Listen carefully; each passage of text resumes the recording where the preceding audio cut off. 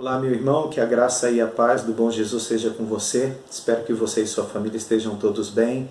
Nós vamos aqui dando continuidade às nossas aulas de EBD ainda através das gravações, e hoje nós vamos estudar acerca e a respeito do profeta Sofonias.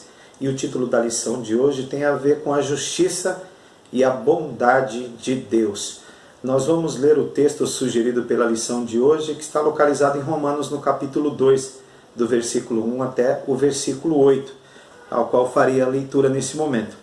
Portanto, és indesculpável, ó homem, quando julgas quem quer que sejas, porque no que julgas a outro, a ti mesmo te condenas, pois praticas as próprias coisas que condenas. Bem sabemos que o juízo de Deus é segundo a verdade contra os que praticam tais coisas. Tu, ó homem, que condenas os que praticam tais coisas e fazem as mesmas, pensas que te livrarás do juízo de Deus? Ou desprezarás a riqueza da sua bondade e tolerância e longanimidade, ignorando que a bondade de Deus é que te conduz ao arrependimento? Mas, segundo a tua dureza e coração impenitente, acumulas contra ti mesmo ira, para o dia da ira e da revelação do justo juízo de Deus, que retribuirá a cada um segundo o seu procedimento. A vida eterna aos que, perseverando em fazer o bem, procuram glória, honra e incorruptibilidade, mas ira e indignação aos facciosos, que desobedecem à verdade e obedecem à injustiça. Qual é o objetivo da lição de hoje, então, meu irmão? É mostrar os dois lados da natureza divina.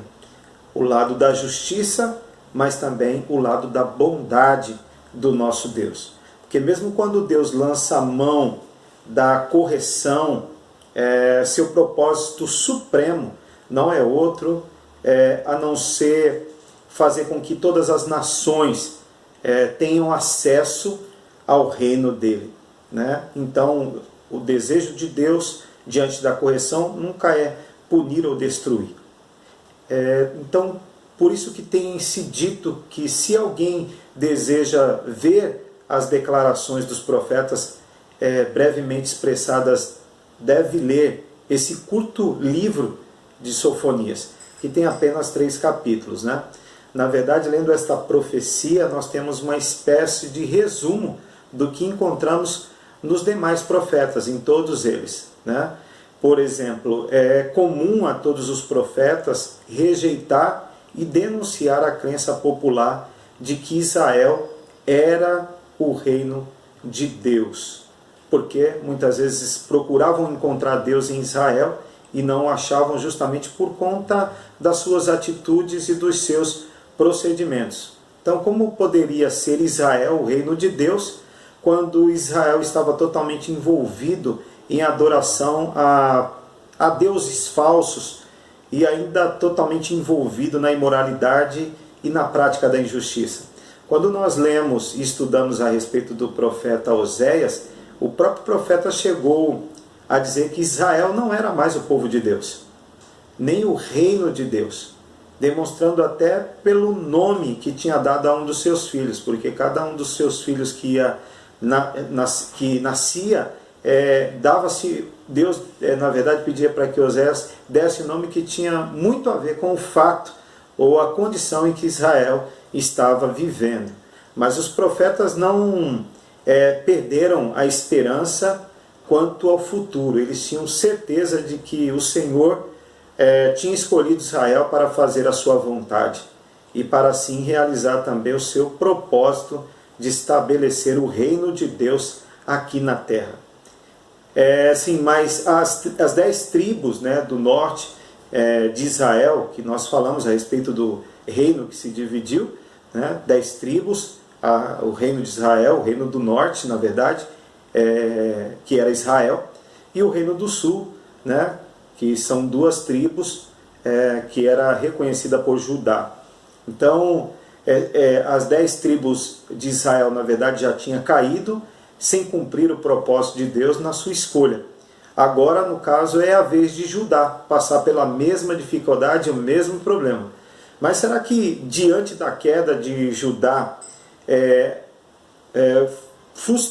se frustraria completamente o plano de Deus? Nós percebemos que de modo algum. O que Sofonias tem aqui mostra para nós é uma espécie de solução para essa problemática teológica. Por isso que ele vai falar sobre um grupo de fiéis, né, conhecido como remanescentes nas Escrituras, que não se dobraria ou não dobraria os seus joelhos diante de Baal. Então o Senhor lhe salvaria um restante, que era justamente esses fiéis de Judá, que era esse grupo reconhecido como os remanescentes, para justamente conseguir realizar os seus propósitos. É interessante avaliar o Antigo Testamento e perceber que essa ideia de um remanescente fiel é percebido em todo o Antigo Testamento. O primeiro ponto da nossa aula de hoje vai falar sobre o dia do Senhor, que trará juízo sobre todos os pecadores, particularmente e direcionadamente para Judá. E nós vamos perceber isso através da leitura do próprio livro de Sofonias, que está no capítulo 1, do versículo 1 até o versículo 18. Porque o versículo 2 até o versículo 3, no capítulo 1, vai falar justamente sobre o juízo contra todos os povos da terra. Então a gente percebe no próprio texto que o julgamento divino atingiria proporções e era de caráter universal, atingiria todas as nações, como foi ali, né? E percebemos isso no dilúvio de Noé, lá no Gênesis, no capítulo 6, no versículo 7. Então, do versículo 4 ao versículo 13, do mesmo capítulo 1 de Sofonias, nós veremos então o juízo que viria especificamente, especialmente sobre Judá. Então, Sofonias aqui acusava a Filístia, que no caso eram os filisteus, a Etiópia e a Síria. Mas as suas acusações, elas carregavam muito mais de forma mais forte e intensa sobre Judá.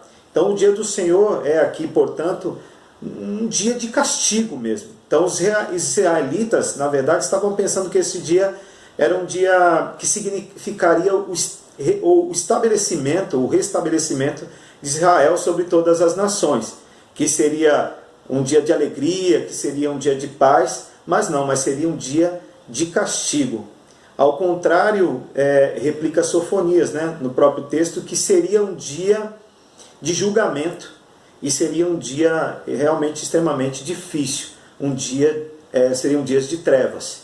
E a despeito de seus privilégios, por mais que Israel, por mais que Judá gozasse do privilégio de ser o povo eleito de Deus, eles não escapariam do castigo iminente de Deus, né?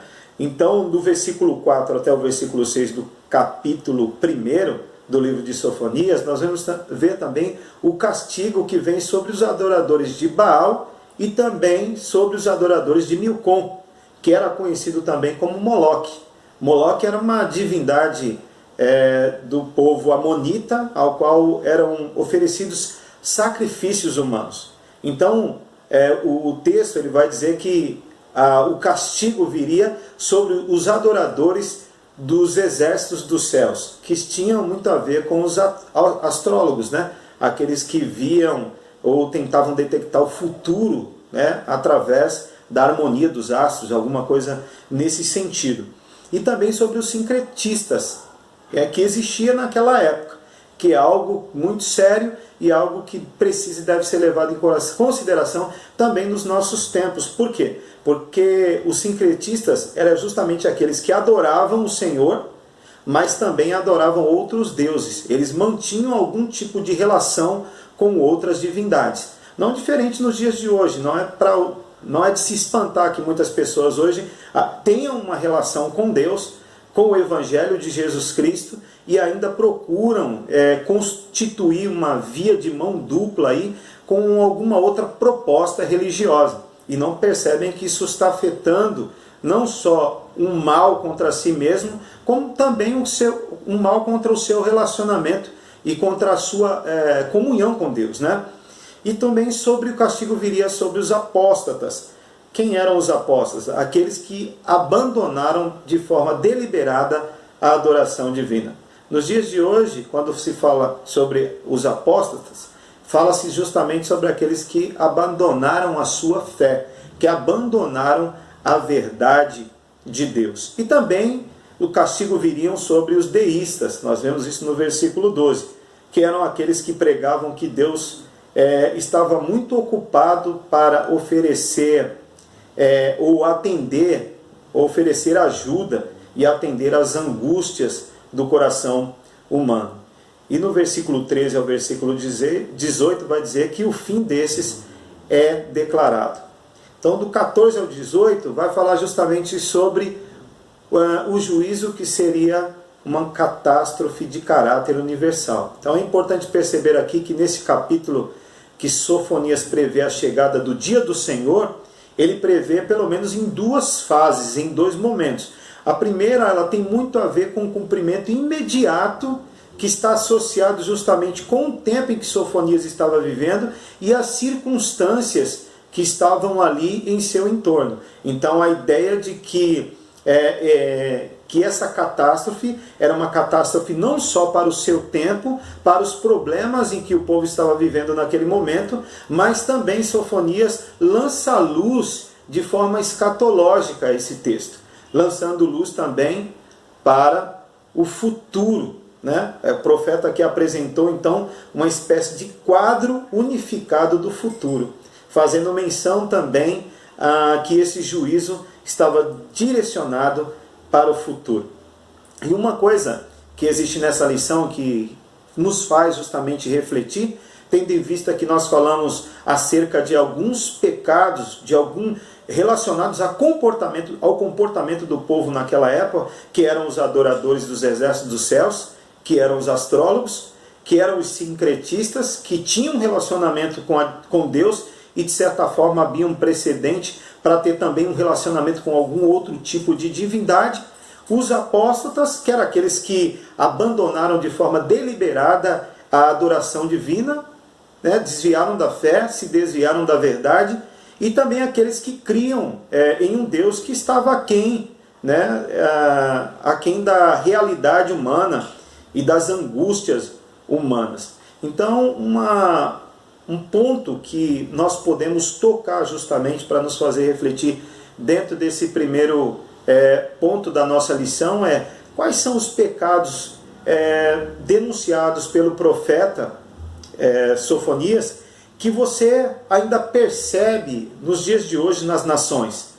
Não só nas nações, mas na igreja e muitas vezes até na sua própria vida, na nossa própria vida. Então é algo que nós precisamos pensar e refletir, porque às vezes isso pode de certa forma estar gerando um problema ainda nos dias de hoje. Então é um pecado que de alguma maneira precisa ser combatido. O segundo ponto da nossa lição vai falar sobre o dia do Senhor está próximo. E a proposta do texto do capítulo 2 é justamente sugerir algo que é extremamente importante, que é o arrependimento. Então, depois de proclamar o terrível juízo de Deus aqui, o profeta Sofonias, o profeta também anuncia agora o meio de evitar o castigo. Qual era esse meio? A saída não era outra a não ser o arrependimento e também a conversão genuína. E para acontecer essa questão do arrependimento, é necessário também reconhecer. Se não reconhece, não existe possibilidade nenhuma de nos projetar para um arrependimento e para uma conversão genuína a Deus. Então, do versículo 1 ao versículo 3, vai falar sobre a urgente exortação para que o povo de Deus se arrependa. Então, aqui no versículo 1, vai dizer que a nação aqui ela é exortada de maneira depreciativa. E o texto vai justamente dizer: examina-te, ó nação, que não tens pudor. Quando fala-se examinar, eu lembro muito do texto do salmista no Salmo 139, quando ele diz para o próprio Deus: vê se há em mim algum caminho mau e guia-me por caminhos eternos. Examinar-se quer dizer fazer uma autoanálise. E é interessante a forma com que o profeta se dirige a Judá. quando ele chama o povo um povo que não tem pudor. E o que é pudor? Pudor é vergonha. Então, provavelmente, o profeta estava chamando e acusando Judá, né, de ser um povo sem vergonha, que era um povo de atitude insensível, porque estava envolvido na injustiça, né, e um povo endurecido, um povo de coração endurecido. O versículo 3 vai dizer que a nação é convidada a buscar ao Senhor. Né? O profeta vem, denuncia a nação, e é interessante isso, né, irmão? Porque às vezes só acha que vem uma denúncia por parte do profeta, mas o profeta sempre vem e mostra e sinaliza uma saída para esse contexto de vida que o povo estava vivendo, que desagradava totalmente a Deus. Então ele vem e diz assim, ó, a nação é convidada a buscar a Deus, mas o povo só tem um, porventura, para se apegar. O versículo 3 vai dizer. Então há uma probabilidade de o arrependimento obter a salvação. Que diferença da admoestação do Evangelho? O pecador não depende de um porventura. Ou, quem sabe, ele pode ter certeza do perdão ao voltar-se para Deus. Mateus capítulo 11, versículo 28 vai dizer isso, né? Vinde a mim todos vós que estáis cansados e sobrecarregados, e eu vos aliviarei. Então o versículo 4 até o versículo 15 vai falar justamente sobre o juízo que cairá sobre também os inimigos do povo de Deus. Do versículo 4 ao versículo 8 do capítulo 2, vai justamente falar a respeito do julgamento contra os filisteus. Gaza, então, seria totalmente desamparada. Ascalon e Asdade ficariam totalmente desertas. E assim estão até hoje, até os dias de hoje, né? Ecrón seria desarraigada e hoje percebemos que ignora-se até mesmo o local onde ela estava. Do versículo 8 ao versículo 10, Deus pagará a Moabe e também a Amon as crueldades que eles realizaram contra Israel. Através desse julgamento, então, Deus mostrará a impotência dos deuses pagãos. Em breve as nações haverão de prestar culto ao Deus verdadeiro, cada um do seu lugar. Vemos isso ali no versículo 11. Isso já tem se cumprido, né? Desde a primeira vinda de Cristo, que o Evangelho se tornou um Evangelho universal como nunca. Então nós vemos isso a partir de onde? A partir do próprio Pentecostes, lá em Atos, no capítulo 2. Nós vemos ali um povo de várias as nações, né, que viram o cumprimento da profecia descrita por Joel, que foi a descida do Espírito Santo, né? Então todas as pessoas de alguma maneira foram afetadas por aquele evento tão especial, e as pessoas passaram ali a perceber e reconhecer a existência de um Deus verdadeiro, Deus verdadeiro de Israel, através do nosso Senhor Jesus Cristo. O terceiro e último ponto da lição vai falar justamente sobre o dia do Senhor, que iniciaria uma gloriosa redenção. Nós vamos ali para finalizar o capítulo 3, do versículo 1 ao versículo 20. Então Sofonias quer que saibamos que o julgamento não significa aí a destruição do remanescente, porque o remanescente sobreviveria, e os propósitos de Deus se cumpririam justamente por conta desse remanescente fiel. Ele reconheceu que o dia do Senhor iniciará com uma gloriosa redenção, que começando por Jerusalém, se estenderá a todos os povos. As descrições deste último capítulo são inteiramente escatológicas, porque lançam luz para o futuro. Isso é, descrevem eventos futuros que só começarão a se cumprir com a primeira vinda de Cristo, né? Que na verdade se cumpriu com a primeira vinda de Cristo. Ou seja, como diz o apóstolo Pedro, nos últimos dias. Então, para esse apóstolo, nós estamos vivendo estes últimos dias escatológicos desde o dia de Pentecostes. Então, do versículo 1 ao versículo 7, nós vamos ver ali a repreensão à cidade de Jerusalém. Mais uma vez, então, o profeta enfatiza a justiça de Deus. Eles não podiam esquecer de que aquele que castigava as nações não passaria por alto sobre os pecados também do seu povo. Versículo 8 ao versículo 9 vai falar sobre a reunião das nações na igreja de Deus. O Senhor derramará então toda a fúria da sua ira sobre as nações, e toda a terra será devorada. Mas apesar deste terrível castigo, um restante de Israel e das nações escapará. Receberá do Senhor um dom de uma língua pura, que através dessa língua pura o servirá, né?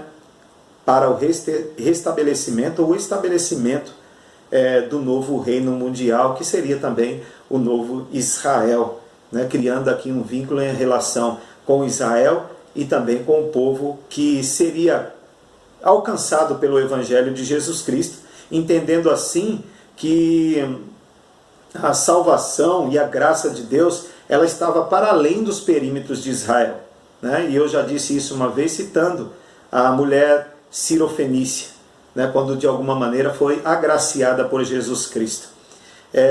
Então, um dia as diferenças serão totalmente abolidas e todos a uma só voz chamarão pelo nome do Senhor. Isso talvez seja uma referência ao Pentecostes, que vem se cumprir através da promessa que Deus havia feito a Abraão. Lembra do chamado de Abraão? Quando o próprio Deus disse para Abraão: Abraão, em ti serão benditas todas as famílias da terra.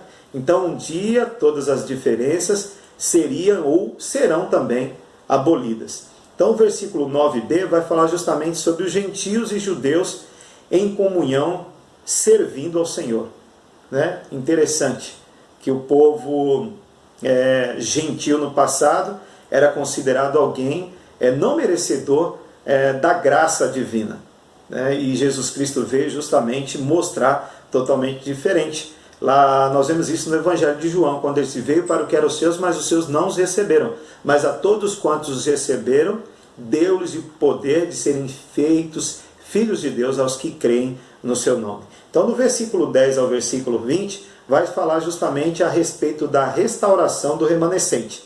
O remanescente de Israel é restaurado ao favor de Deus, e purificado e também santificado. Versículo 14 ao 20, para a gente fechar a lição de hoje, Sofonias trata com tanta reverência e esperança da restauração de Israel, que ele termina escrevendo esse capítulo, que é o capítulo 3, um poema cheio de alegria e também cheio de esperança, né? Ele termina apresentando aqui um quadro maravilhoso de um Deus que se delicia, né, de seu povo. Para finalizar e pontuar aqui o ponto 3 da nossa lição, como esse quadro então se relaciona com sua experiência, né? Com a sua experiência com Deus. Através desses livros aqui nós vemos momentos de rebelião. O povo agiu dessa forma. Por conta da sua rebelião, o povo foi castigado, mas o povo também foi restaurado, e houve um regozijo, houve uma alegria, justamente porque Deus permitiu com que o povo voltasse para Ele, tendo consciência do seu erro, da sua falha, e arrependendo-se e tendo essa genuína conversão a Deus. Então ele termina apresentando o quadro maravilhoso de um Deus que se delicia em seu povo e que se alegra com a sua condição de retorno. Então, se esse livro fosse a história da sua vida, já parou para pensar nisso? Se esse livro fosse a história da sua vida, em qual desses momentos você se encontraria ou se encontra hoje em seu relacionamento com Deus? Como está o seu relacionamento com Deus? Como se pode ver, então, esse pequeno livro profético, ele aponta diretamente para o abençoado objetivo de toda a história.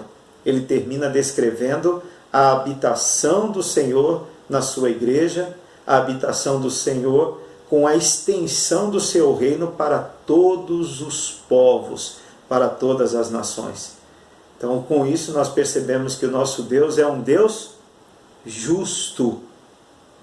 Nós vemos que Ele castiga, porém Ele é inigualável em seu amor e em sua ternura. Reflita sobre tudo isso e avalie aonde você se encontra dentro desse livro tão pequeno, mas tão profundo e tão importante para os nossos dias. Que Deus abençoe e te dê um domingo de paz. Amém.